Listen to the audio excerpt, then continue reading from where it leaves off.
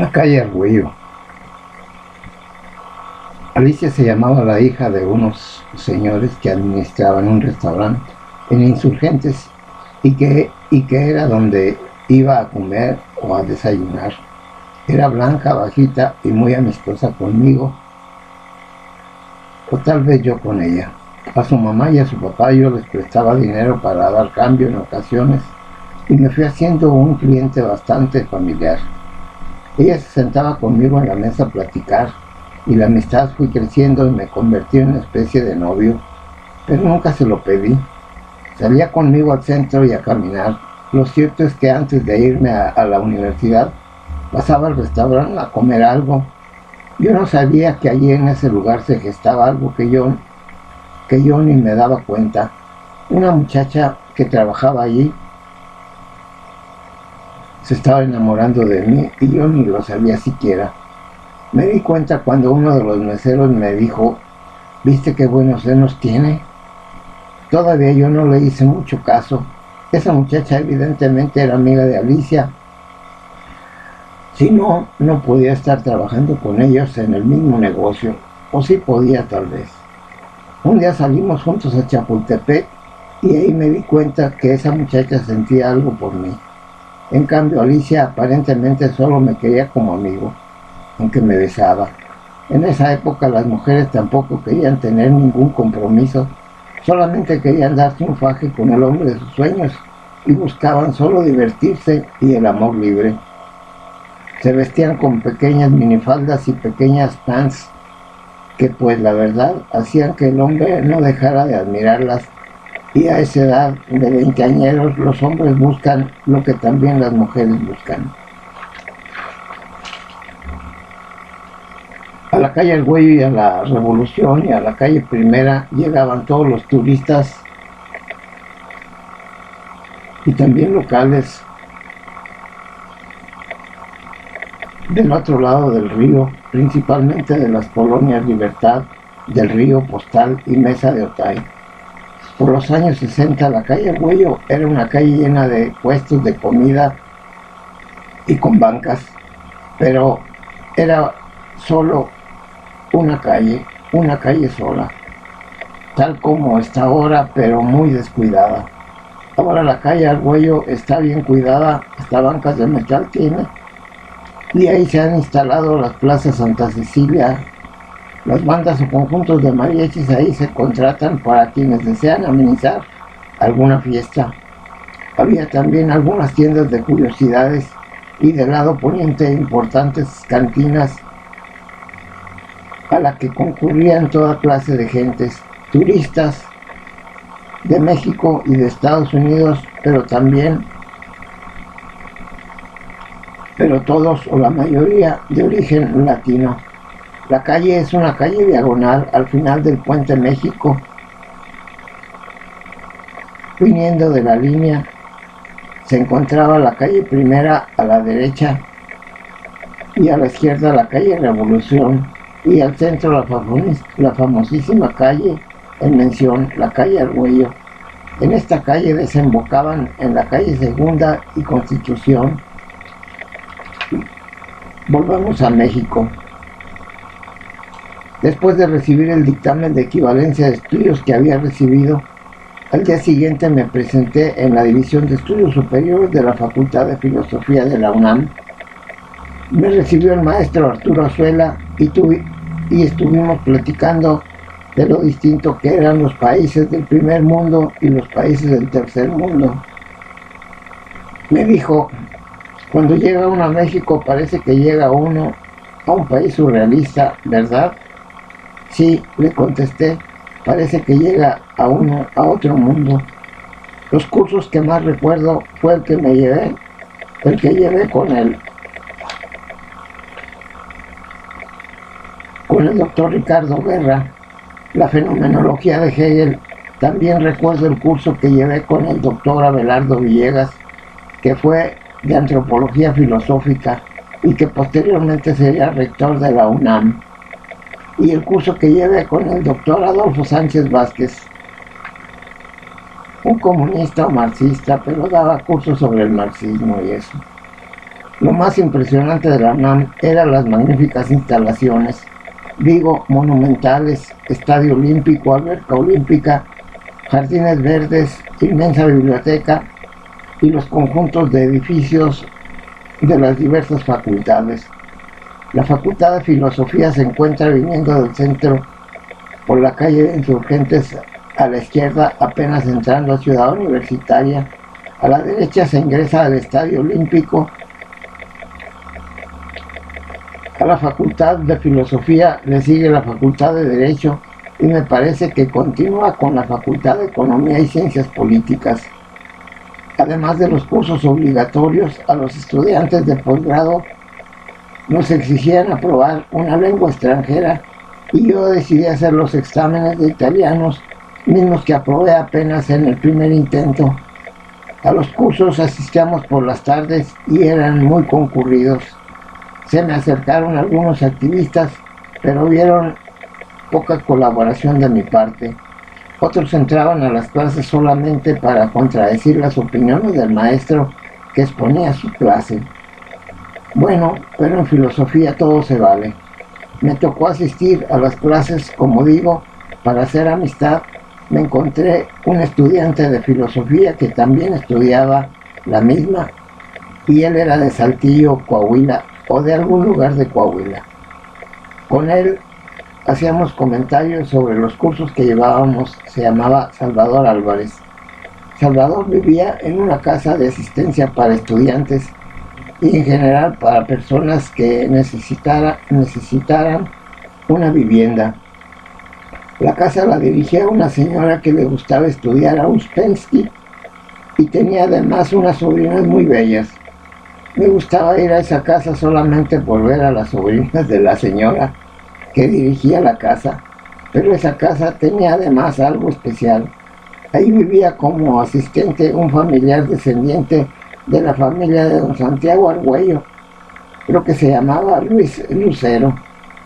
De nombre no me recuerdo bien, pero el nombre evidentemente que sí era descendiente de los Lucero, que tenían relación directa con don Santiago Argüello, alguien quien alguna ocasión fue el dueño de todos los terrenos que actualmente ocupan la ciudad de Tijuana. Ese señor Lucero trabajaba como cocinero titulado en el Hotel María Isabel de Paseo de la Reforma.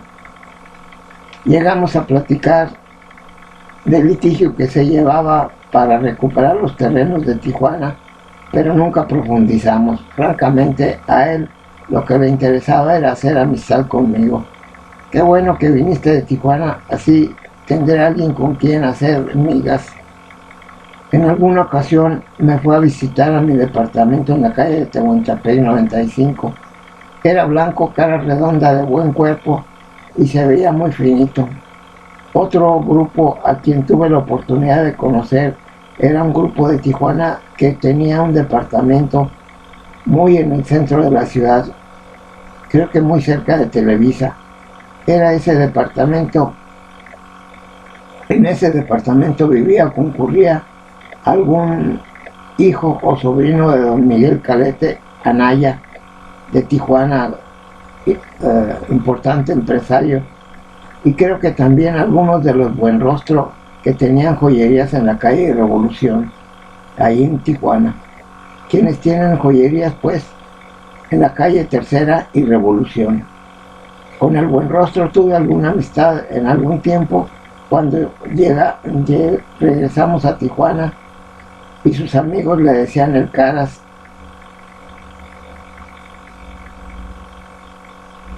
Nada más por lo de Buenrostro, o sea por el apellido, que era su nombre de apellido. Ellos tenían un departamento en la colonia del Valle, precisamente por la misma calle en que estaba la calle donde vivían como asistido mi amigo Salvador, pero mucho más al sur de la ciudad, como digo, en la colonia del Valle. La casa de mi amigo Salvador apenas estaba pasando el viaducto, casi junto a una distribuidora de libros muy importante. Mucha gente de Baja California, aunque aislada, conocí. de Mexicali también, principalmente estudiantes que estudiaban en el Poli Ingeniería Eléctrica. Lo que más me ayudó en México fue que pude comprarme un Volkswagen.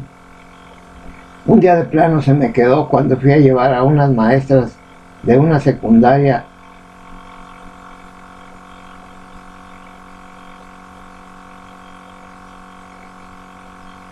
donde trabajaban por la calle Río Churubusco. Allí tuve que dejar el carro esa noche. Al día siguiente lo llevé a un taller mecánico donde me lo arreglaron completamente del motor. El carrito quedó muy bueno y me servía para trasladarme por la ciudad. No importaba que hubiera lluvia fuerte. Empecé a salir por el camino viejo a Cuernavaca, a Tlalpan. Iba al norte a Zacatenco a ver a mi amigo Enrique Beltrán Cota. Me recuerdo que un día él fue a visitarme y me porté con él mal. Me pidió el carro prestado para regresarse a Zacatenco y se lo negué con esa facilidad de gente de pocos amigos. No sé por qué me volví tan egoísta. Quizás porque yo lo necesitaba más y lo necesitaba para trasladarme a Polanco, a la colonia Álamos, a la universidad. Me pidió el carro prestado para regresarse a Zacatenco y se lo negué con esa facilidad de gente de pocos amigos. No sé por qué me volví tan egoísta. La soledad de la ciudad lo hace a uno cuidar en exceso las cosas que, aunque le sirven, son tan solo cosas. Con él siento una pena por ese acto de negarle algo que me pedía como amigo. Me porté como San Pedro, guardadas las proporciones con su amigo Jesús, al negarle a quien realmente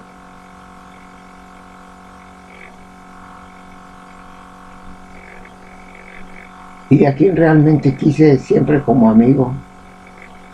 Pero hoy le he perdido la pista después de muchos años. Un vecino extrañable en Tijuana y en México. Un día que fui a México se enfriaron las relaciones y la comunicación se cortó. No sé por qué. Yo sigo estimándolo por muchas razones. Era el único amigo de la infancia.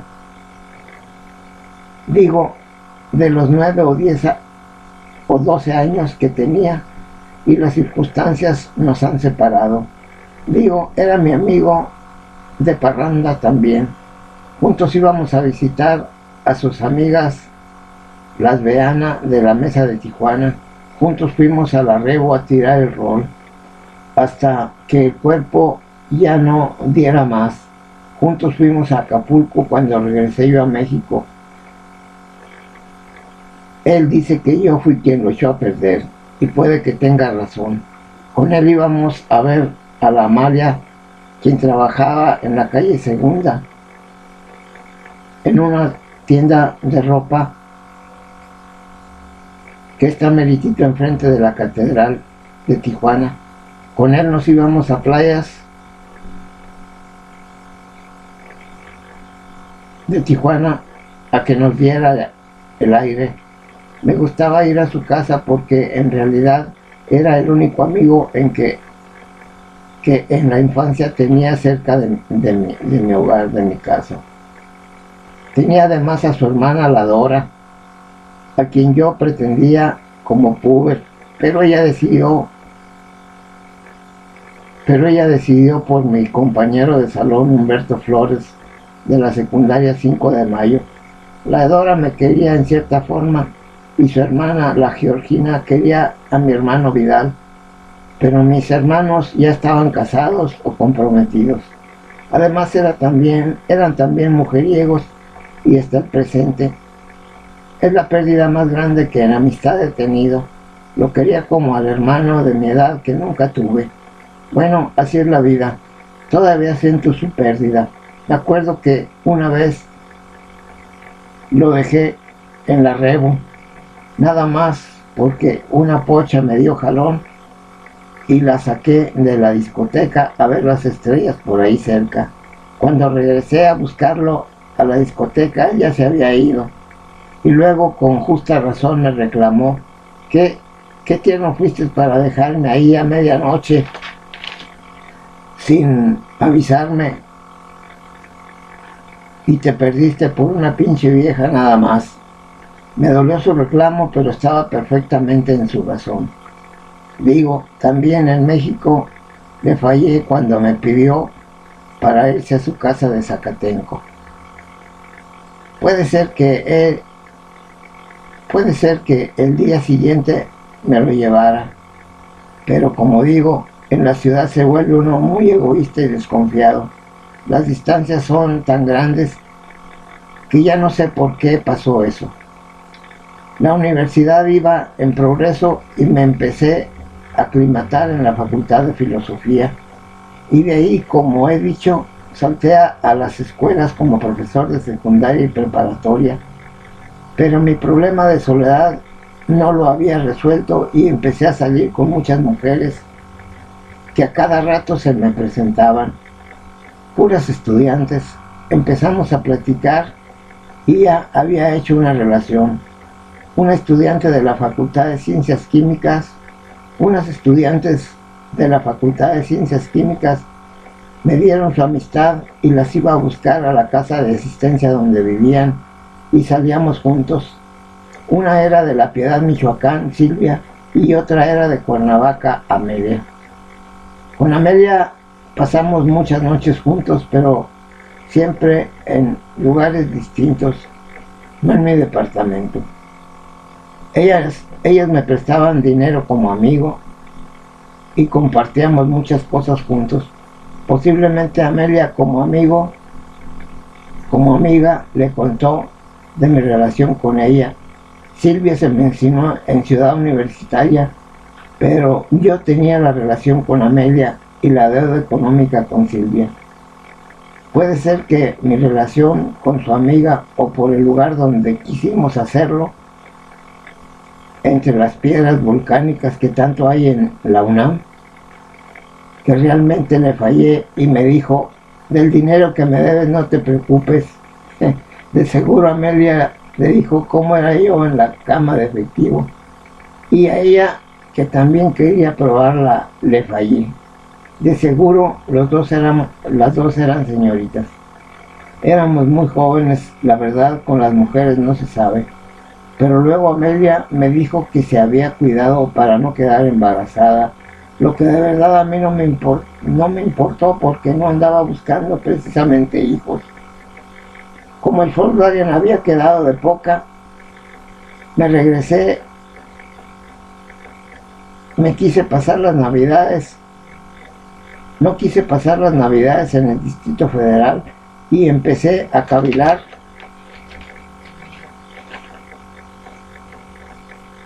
un viaje a Michoacán. La hija de la señora que hacía el aseo del edificio me presentó un disque primo y que también quería venir a Michoacán porque él tenía aquí familiares.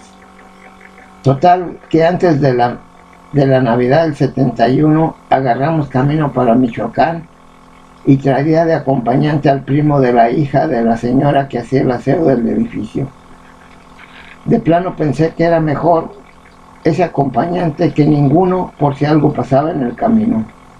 Salimos muy de mañana y por la tarde, después de 8 horas, llegamos a Morelia, y en la central de autobuses lo despedí porque él iba todavía a un pueblo más al interior del estado. Total que llegué con mis primos los González y le dimos vuelo a la hilacha todos los días. Me llevaban a sus lugares de diversión, que generalmente eran de la zona roja. Ya hasta eran conocidos por las mujeres que regenteaban las cantinas. Así pasé unos días estupendos con mis primos en Morelia, Michoacán.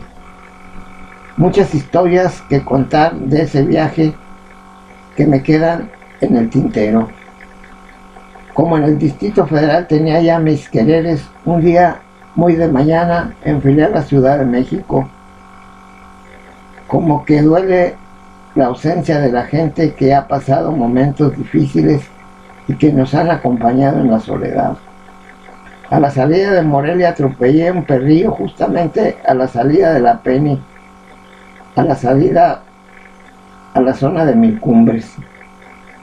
El panorama del paisaje era estupendo, bosques verdes y acantilados que mostraban a la distancia la tierra caliente de Huetamo y el Balsas, curvas y más curvas en el camino viejo de Mil Cumbres, por eso se llama así, muchas cumbres y muchas curvas que serpentean esas cumbres y esa zona. Olor a pino fresco en toda la ruta, hasta llegué a Ciudad Hidalgo y Zitácuaro, más pinos y más perfume al entrar en los bosques de pinos del Estado de México. La verdad que es triste manejar solo las distancias. Esta ocasión fue una de ellas. Solo otras rutas más largas en soledad he tenido. La ruta Tijuana-Morelia en solitario y la ruta Bonn-Alemania-Bruselas-Bélgica. Llegué como a las 4 de la tarde a la Ciudad de México y volví a sentir la soledad de la ciudad. Luego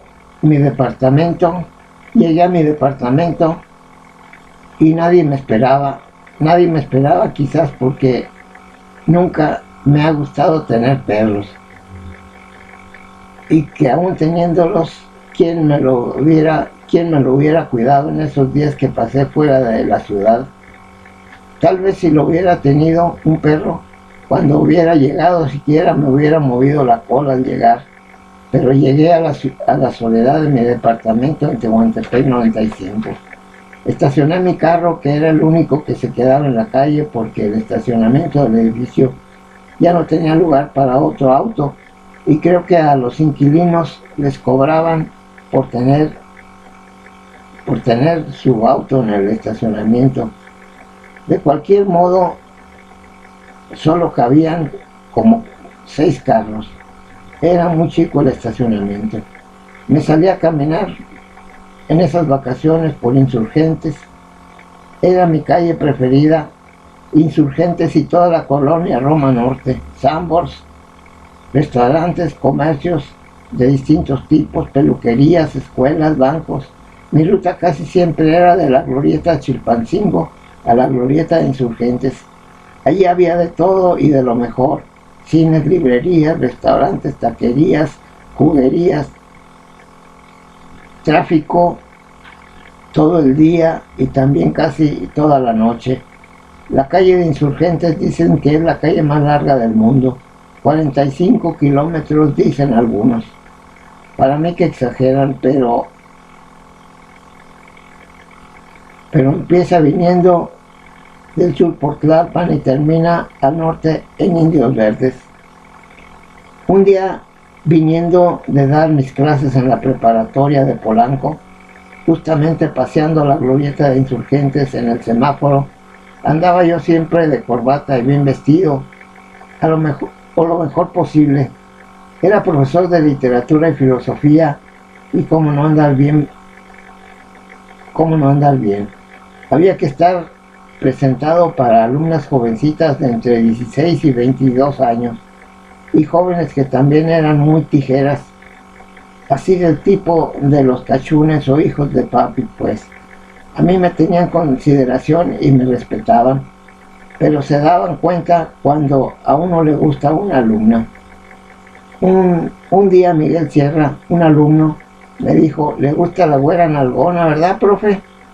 Y cómo no me iba a gustar si se parecía mucho a la rubia de categoría Gina Román. Todas las chicas eran muy lindas porque la preparatoria era de la zona de lujo y la dueña era pariente lejana del gobernador Castellanos de Baja California. Digo, apenas había pasado la glorieta de Insurgentes y en el primer semáforo yo estaba esperando la luz verde, cuando de pronto que se me empareja Irane Ori, la artista de ojos verdes azules, También iba en un Volkswagen, pero nuevecito. Yo no la había advertido. Ella me miraba, no sé por qué razón. Y cuando la caché, que me miraba y que pega la carrera, aún todavía con el semáforo en rojo. Hubiera querido seguirla y preguntarle por qué me veía, pero pensé y me dije, sí, ni la conozco. En la glorieta de Insurgentes, parada del metro, siempre había gente a todas horas, pero las horas más tristes era cuando las tiendas estaban cerrando, porque ahí estaba muy cerca la zona rosa. A veces con lluvia, ahí se encuentran los conocidos o los enamorados. Muchas cafeterías donde se podía tener un buen café en las mesitas que estaban dentro de la glorieta, en la parada del metro. Salía de la glorieta y caminando me iba hasta llegar a la calle Baja California, unas cuadras antes de la glorieta de Chilpancingo. Casi frente a Sanborns había una tienda de departamentos muy grande, era Woolworth, y ahí conocí una muchacha de Michoacán que vivía en la calle de Mérida y que atendía a la gente en un departamento de deportes. No basté a creer que me vendió un equipo para hacer pesas y abdominales. Puede ser que la soledad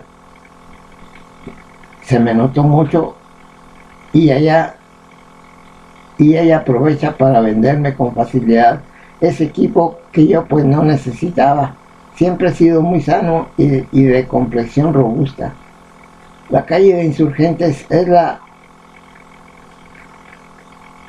La calle de Insurgentes es tan transitada que un día, casi a mediodía, frente al restaurante del artista Luis Aguilar, el Gallo Giro, La Fogata, así se llama el restaurante, un empleado de alguna empresa repartidora de algún producto que no logro enterarme qué era, lo atropelló un auto cuando el empleado intentaba cruzar en el puro camellón. Lo rebotó el auto contra el camellón de en medio y le abrió la frente. De inmediato empezó a escurrir sangre por toda la cabeza y el pobre muchacho ni quien lo ayudara, porque en las grandes ciudades la gente se despersonaliza y pasa a ser un simple individuo.